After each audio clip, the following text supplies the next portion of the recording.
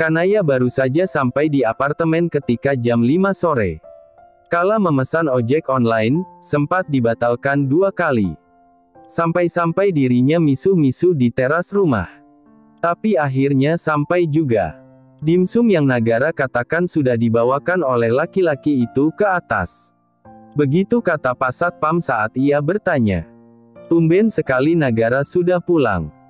Waktu akan masuk dengan memencet kombinasi sandi, Nagara keburu membukakan pintu dari dalam. Ia sudah berganti pakaian santai dan wajahnya kini dipenuhi kapas. 2 di pipi dan 1 di dahi. Laki-laki itu memang sempat bercerita kulitnya sensitif dan gampang memerah LC jika lama terpapar sinar matahari. Biasa abis mandi langsung ia kompres dengan toner. Kemana dulu? Katanya tadi keluar rumah jam 2. Pertanyaan itu lolos dari bibir Nagara selepas keduanya duduk berseberangan di ruang tengah. Nagara melipat tangannya di depan dada. Kanaya seperti merasa sedang disidang abis keluyuran. Kapas di wajahnya sudah ia buang. Dia lantas melirik kresek berisi ciki di sebelah tubuh Kanaya. Beli ciki nggak mungkin selama itu kan, Nay? Gaya bicaranya biasa dan nadanya rendah. Tapi malah berhasil membuat Kanaya merasa terintimidasi. Janji dulu kamu nggak marah. Kalau udah disclaimer, berarti yang mau kamu omongin kemungkinan besar bakal bikin saya marah. Aku nggak jadi cerita kalau gitu. Apa dulu? Tapi kamu jangan marah beneran. I'll try.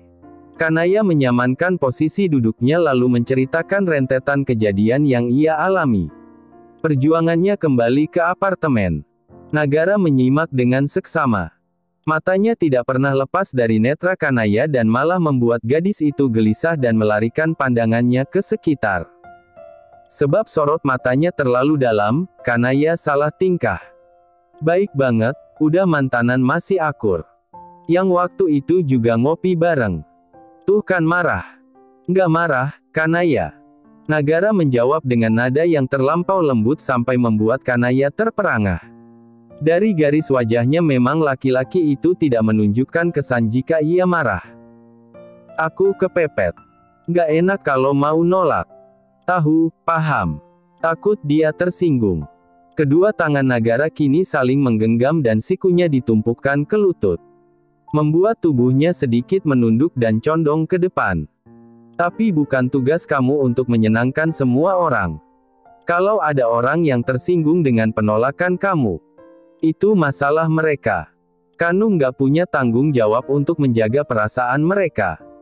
Kalau kamu jadi dijauhi karena menolak sesuatu yang memang enggan kamu lakukan karena mungkin melanggar visi hidup kamu. Atau melanggar batasan yang sudah kamu tetapkan. It's fine toh. Berarti mereka bukan teman yang baik buat kamu. Stop pleasing anyone, Nay. Suasana mendadak terasa senyap dan Kanaya hanya bisa mendengar kalimat Nagara yang masuk ke gendang telinganya. People come and go. Itu fakta.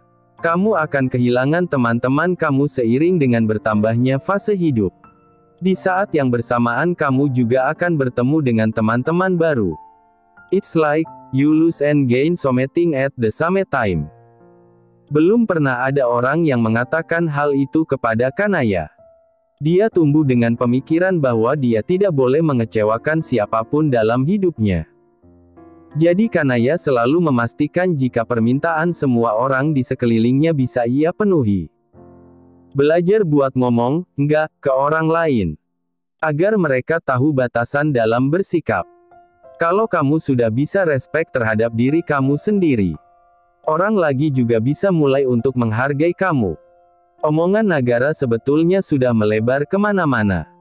Tapi inti dari kejadian yang barusan Kanaya alami, itu berakar dari pola pikirnya yang selalu mengiyakan permintaan orang lain. Di saat sebetulnya ia ingin menolak. Mata Kanaya berkaca-kaca.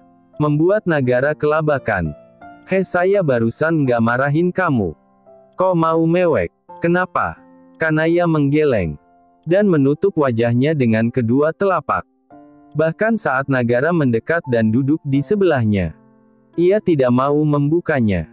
Sampai suara perut keroncongan terdengar keras. Barulah Kanaya memperlihatkan wajahnya. Lapar, Mas. Dari tadi mau bilang tapi kamu kayaknya lagi serius ngomong. Maaf, padahal udah ditahan. Ya Tuhan Kanaya. Nagara membuatkannya ayam goreng kecap. Kalau hanya makan dimsum sepertinya gadis itu tidak akan kenyang.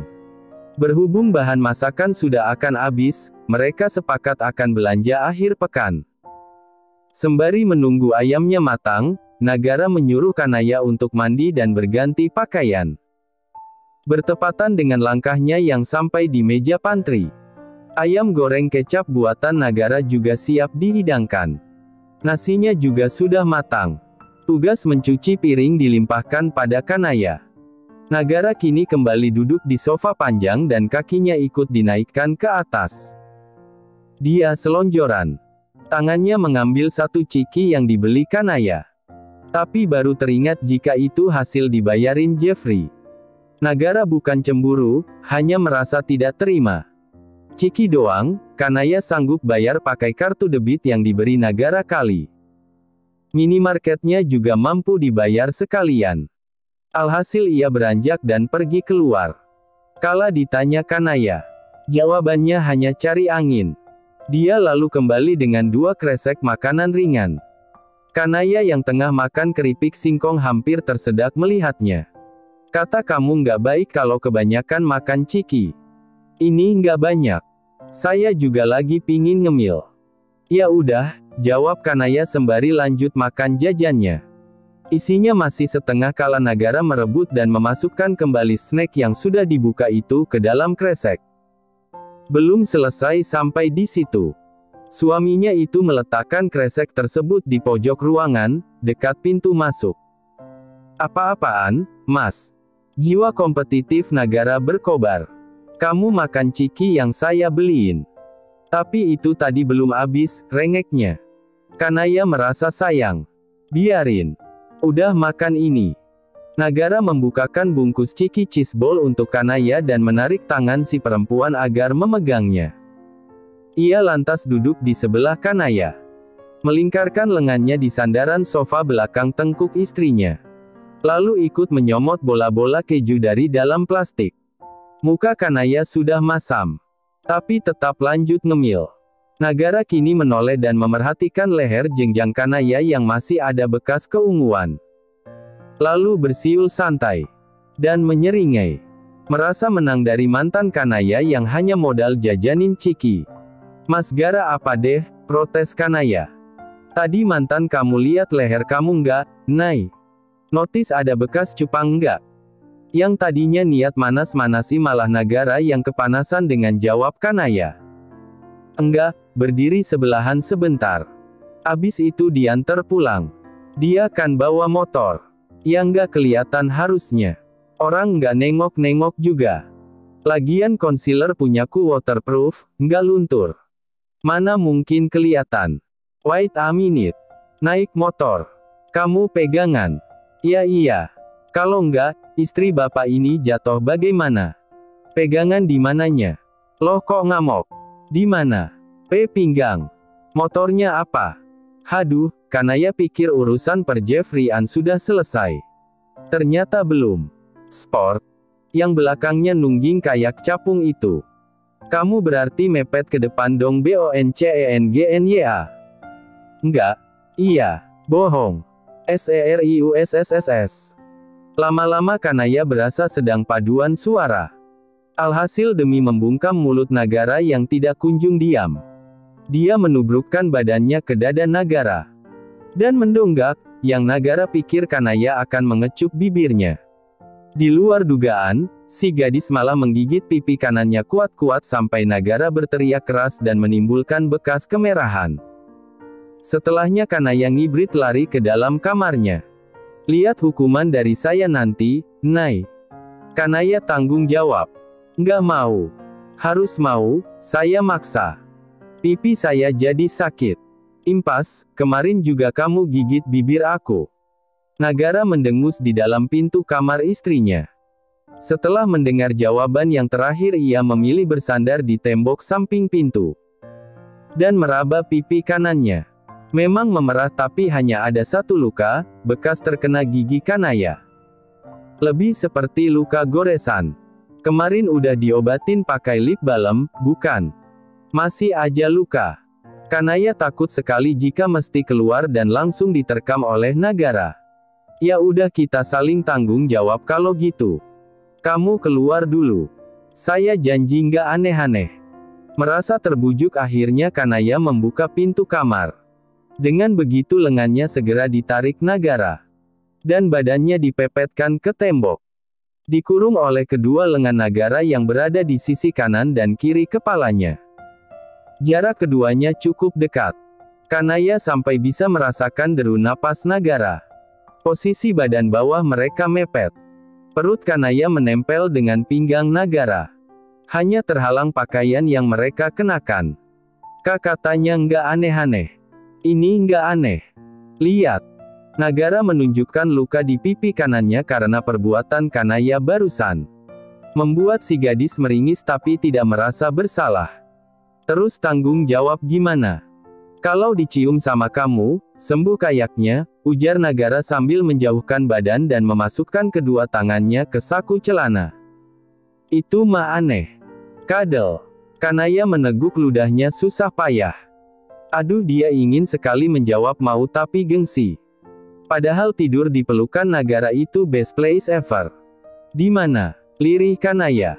Suara gadis itu pelan tapi masih mampu Nagara tangkap di pendengarannya. Dia lantas tersenyum lebar. Maunya di mana? Kamar saya. Kamar kamu. Mau bonus bobo bareng sekalian apa enggak? Kedua pipi Kanaya memerah. Tega sekali Nagara bertanya seperti itu. Dia mana ada nyali untuk menjawab. Malu. Untung Nagara lantas membopong tubuhnya dengan gaya koala dan Kanaya refleks mengaitkan kakinya di pinggang laki-laki itu. Membawa Kanaya menuju ke dalam kamarnya. Lampunya saya matiin. Yang kali ini Kanaya tidak ingin protes. Akan lebih baik jika seperti itu. Supaya Nagara tidak melihat wajahnya. Badan Kanaya diletakkan pelan di atas kasur dan Nagara bergabung ke dalam selimut. Memeluk tubuhnya dari belakang. Mereka menghadap ke arah jendela balkon. Menikmati kerlip gedung pencakar langit. Baru saja memejamkan mata, tiba-tiba Kanaya terpikirkan sesuatu. Ia lantas memutar badan. Di mana Nagara sejak tadi belum tidur dan menatap lekat ke arahnya. Jadi saat kedua obsidian mereka saling bertubrukan, pipinya kembali memanas. Nagara terkekeh, apa, Nay? Aku mau nanya. Penting atau enggak? Tanya Nagara. Sebelum Kanaya membuka suara untuk menjawab ia lebih dulu melanjutkan. Tapi biasanya pertanyaan kamu enggak penting. Kanaya jadi kesal. Enggak jadi tanya deh. Dia sudah akan memutar badan lagi, memunggungi Nagara. Namun segera laki-laki itu tahan. Senggak penting apapun pertanyaan kamu, pasti selalu saya jawabkan. Jadi, apa? Katanya seks itu kebutuhan dasar orang dewasa ya. Terus aku kepikiran, kan kamu nggak mau itu sampai aku lulus. Gimana cara kamu nahan atau distraksi gitu? Rasa kantuk yang tadi sempat hinggap dalam diri Nagara kini menguap. Ia tidak menyangka jika Kanaya akan menanyakan hal semacam itu. Ia tahan. Tapi yang waktu itu hampir kebablasan kalau kamu nggak keburu keluar. Sekujur badan Kanaya seketika terasa panas. Apa ia salah bertanya seperti itu? Apa ia harus menghentikan Nagara untuk menjawabnya sekarang? Kanaya tidak siap dengan jawaban yang diberikan. Mas, aku nggak jadi nanya. Nagara memegang dagu Kanaya yang akan beralih menatap depan untuk kembali menatapnya. Nggak bisa, kamu udah bilang. Jadilah dengan sedikit was-was Kanaya tetap mendengarkan kalimat lanjutan yang akan suaminya itu katakan. Kalau ditanya gimana caranya? I don't know.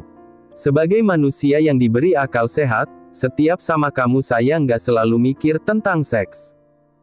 Lebih dari itu saya mikir soal intimasi. Tapi tentu aja nggak menampik fakta kalau kadang pingin. Dada Kanaya berdesir ketika mendengarnya. Itu semua balik lagi, nunggu kamu lulus. Kalau kamu mau sekarang, aku udah siap. Nagara terdiam cukup lama. Mengamati wajah Kanaya dengan cahaya remang-remang dan seadanya. Siap buat siapa? Kamu nggak semestinya mau karena saya. We gonna do it, if you want to do it. Period. Kanaya terpengkur. Dia menatap Nagara sesaat seperti ada lagi hal yang ingin ia katakan tapi ragu. Seakan bisa menerka, Nagara lebih dulu membuka suara. Ada lagi. Kalau kamu lagi pingin. Terus biasanya gimana? Cari distraksi. Kalau tetap nggak bisa, ya udah. Doing it by myself. I can help you, if you let me know. Nagara terkekeh. Enggak. Saya nggak bakal buat kamu ngelakuin hal yang nggak kamu suka. Kata siapa aku nggak suka? Kita belum pernah coba. So you wanna try? Kamu mau coba? Kanaya tidak tahu kenapa dia mengangguk dengan kalimat yang Nagara lontarkan. Sebagai remaja yang baru saja mengalami masa transisi, memang banyak hal yang Kanaya ingin ketahui. Janji dulu, kamu nggak nangis. Iya. I want you. Sekali kamu bilang iya, saya nggak akan berhenti. Jadi sekali lagi, you want to help me with this, Nay? Iya. Sudah cukup. Kanaya terlalu ingin tahu banyak hal dan penasaran dengan hal-hal nakal yang sebetulnya malu untuk gadis itu katakan secara terang-terangan. Here, Nagara. Beranjak dari tidurnya dan duduk bersandar pada headboard kasur. Lantas menarik Kanaya mendekat dan menggenggam tangan gadis itu untuk ia letakkan di bagian asteris. Tubuh Kanaya terasa tersengat listrik. Adrenalinnya terpicu. Jantungnya bekerja lebih cepat. Dia baru saja berniat menarik tangannya tapi Nagara segera menahan. Yu-chan. Maka dengan begitu ia mendiamkan tangannya yang sedikit bergetar. Bukan karena takut dengan Nagara. Tapi takut sebab ini kali pertama ia melakukannya. Nervous tapi excited di waktu yang bersamaan. Selesain, Nay. Sampai keluar. Terima kasih sudah menonton, guys. Jangan lupa klik like jika kalian menikmati cerita ini, subscribe untuk update konten seru lainnya, dan tinggalkan komentar di bawah tentang apa yang kalian pikirkan atau cerita apa yang ingin kalian dengar selanjutnya. Dukungan kalian sangat berarti. Sampai jumpa di video berikutnya.